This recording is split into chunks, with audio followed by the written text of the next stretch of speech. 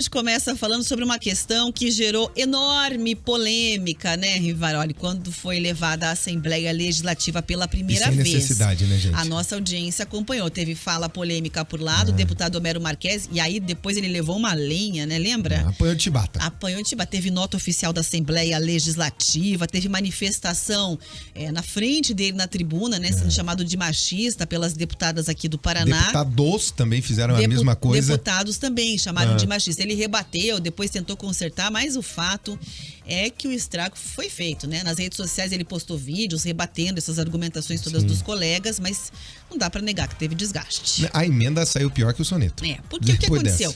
Foi quando começou a tramitar na Assembleia a ideia de criar uma bancada feminina aqui no Paraná, com as nossas deputadas que foram eleitas aí, né? Representando essa parcela da população, nós, mulheres. E aí, agora o que houve foi a aprovação. Então, essa polêmica toda lá no começo, no fim das contas, olha aí, resultou na aprovação. Deputado esperneou à toa, né? Deputados e deputadas aprovaram aí em primeira discussão a criação da bancada feminina, sim. Texto passou aí com 43 votos a favor e 1 contra. Adivinha quem votou contra, Riva? Tá difícil essa, Pelo será? menos manteve a coerência. Muito bem, então olha o seguinte, ele já tinha se manifestado em Homero Marques, como a gente lembrou, na Comissão de Constituição e Justiça lá no começo, quando a ideia surgiu na Assembleia. Primeiro debate, já foi lá e cravou que era contra. Segundo ele, eu vou até lembrar a fala que ele disse o seguinte, né, na época que a Assembleia tem poucas mulheres representadas porque a maioria da população quis assim. E aí, se a maioria da população rejeita mulheres no parlamento, digamos assim, na Assembleia, né?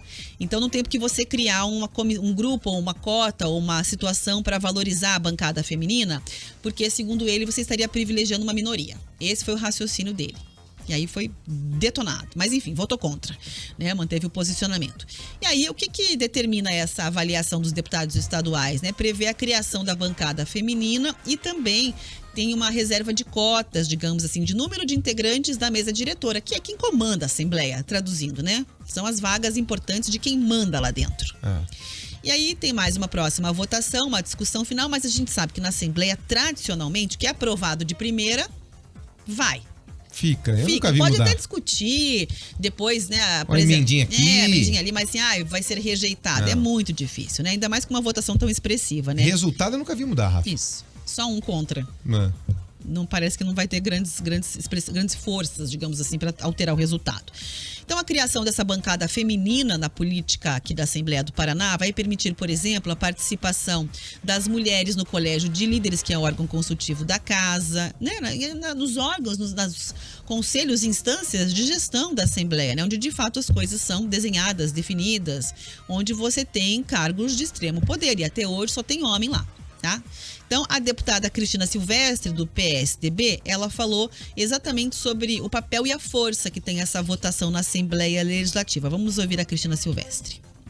A instalação da bancada feminina não tem a ver com privilégios políticos ou de poder, mesmo porque não sabemos quem serão as deputadas no próximo mandato. O que queremos e o que precisamos é reparar a injustiça histórica que ainda hoje reflete aqui na Assembleia Legislativa, como a baixa representatividade feminina nos espaços de lideranças dessa casa. Avançamos muito nos últimos anos, mas ainda precisamos de incentivos para que homens e mulheres tenham as mesmas oportunidades no poder legislativo.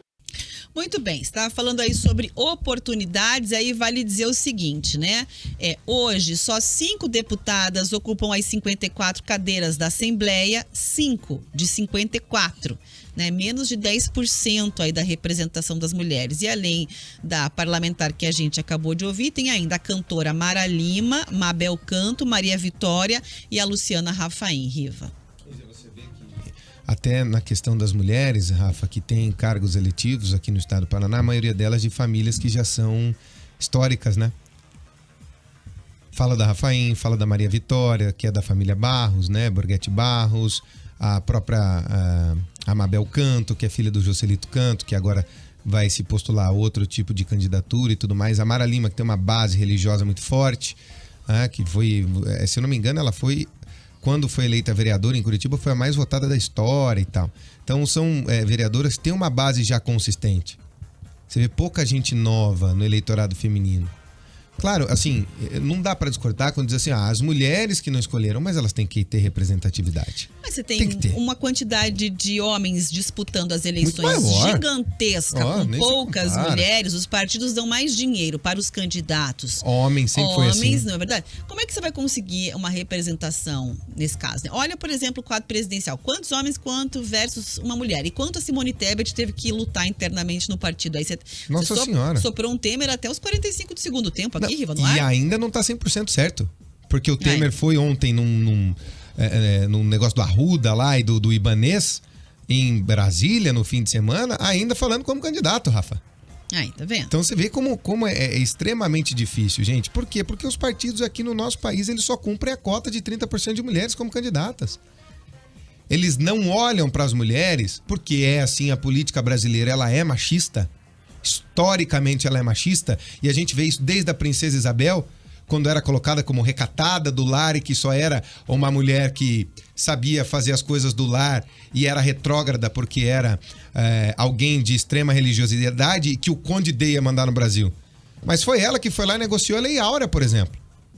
Foi ela que destituiu o ministério, colocou o ministro que ela queria para colocar a Lei Áurea sem ressarcimento para os fazendeiros que exploraram a escravidão por 300 anos. Então você vê que mesmo criticadas as mulheres fazem, Rafa. Mas poderiam fazer muito mais se conseguissem de verdade ter um número pareado de candidatas e candidatos. Pois é isso que se busca, né? Na verdade, a gente sabe que tem uma parcela da audiência que vem com resistência. Ai, que é representação, ai, não sei o quê. Isso é... Não é. Você não tem como tentar equiparar a situação se o ponto de largada é diferente. Se um tá mais na frente, um tá mais atrás. Não é equidade, né? Não existe. Você imagine como é para uma mulher dentro de um partido lutar para ela conseguir dinheiro para sua campanha. De não repente, chega. do partido que chega do fundão eleitoral. Fazer costuras políticas, reuniões, é muito mais difícil. Então, claro, se fosse tudo igual, concordaria. Tá todo mundo igual, todo mundo equiparado, tá tudo certo. Mas existe, de fato, uma diferença. A disparidade é muito grande. A disparidade é muito grande. Então, por exemplo, é 3-1, Rafa. E outra, aí você pensa nas mulheres próximas a você, né? Que tem é importante que tenha políticas, porque as mulheres têm realmente condições muito diferentes das condições masculinas. Então, você tem que pensar nisso. E quem é que vai pensar? Quem que vai se sensibilizar, né? E essa representatividade é ótima, porque tendo uma mulher, por exemplo, dentro da secretaria ali, da mesa executiva da Assembleia Legislativa, mais projetos que vêm das mulheres podem ter destaque. Pois é. Podem aparecer mais, é fundamental, gente. Antes de ser igual, a gente precisa ter equidade antes de igualdade. Porque as pessoas, às vezes, têm uma rejeição com a pauta da questão de gênero e aí negam isso. Não, mas calma. Reflita direito sobre a situação. Realmente é desigual, tá? Muito. Você pode não gostar de determinadas pautas que tem... sua pauta tem viés de gênero, é uma questão esquerda, sei lá. Mas isso não é. Isso aqui é uma questão de igualdade, certo? É isso. Sim, é isso que quer se promover, né? Vamos fazer a equidade primeiro, dar a vantagem que você tem que dar pra depois ficar igual. Aí quando for tudo igual, Rafa, aí você cobra. Aí talvez o argumento do Homero Marques valha. Se a gente tiver 20 mil candidatos e 20 mil candidatas, é meio a meio. Isso aí. Aí vamos ver o que vai dar.